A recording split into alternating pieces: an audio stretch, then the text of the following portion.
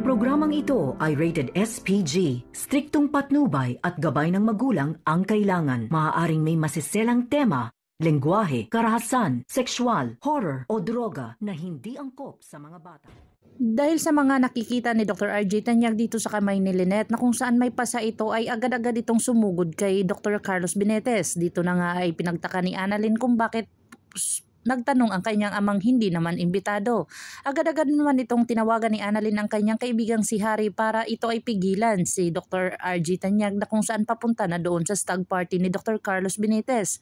Nagulat nga itong si Michael na kung saan hindi naman imbitado itong si Dr. RJ Tanyag, bakit andon at porsigido talagang pumasok.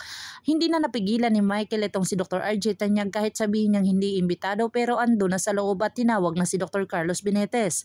Agad-agad naman itong pinagsabihan na bakit mo sinaktan si Lynette at agad-agad naman itong sinuntok itong si Carlos Benitez na kung saan inawat naman ito ng kanyang mga katropa.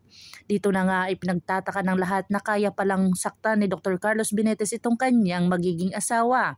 Dito na inawat ni Michael itong si Dr. RJ Tanyag at kung saan pinaalis na lang ito na kung saan wala namang ebidensya na sinaktan talaga ni Dr. Carlos Benitez itong si Lynette.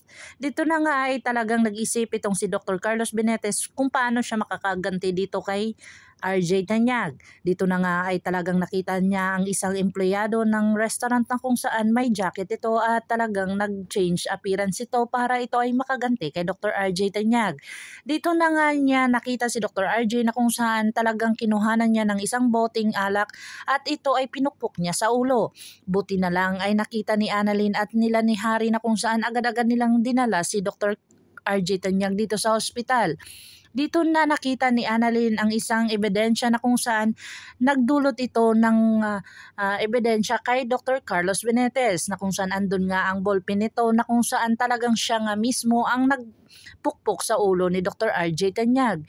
Dito na talaga isinumbong ni Annalyn sa kanyang ina itong nangyari na kung saan talagang ikinagalit dito at ikinagulat ni Dr. Carlos Benitez na may ebidensya itong si Annalyn para sa kanya. Dito na sinabihan yata ni Lynette itong si Dr. Carlos na kung saan magagawa niya ba kaya talaga iyon or maniniwala pa ba kaya si Lynette sa kanya? Saan kaya dadapig si Lynette? Sa kanyang anak at saka sa kanyang former na ama ng kanyang anak o kung saan dito siya kakampi sa kanyang kasintahan ngayon niya lang nakilala. Abangan natin ang mga susunod pa na episode na ito, ang Abot Kamay na Pangarap. Kung bago lang po kayo sa akin channel, please like, share, and subscribe para ma-update po kayo sa mga susunod pa. Yun lamang po at maraming salamat.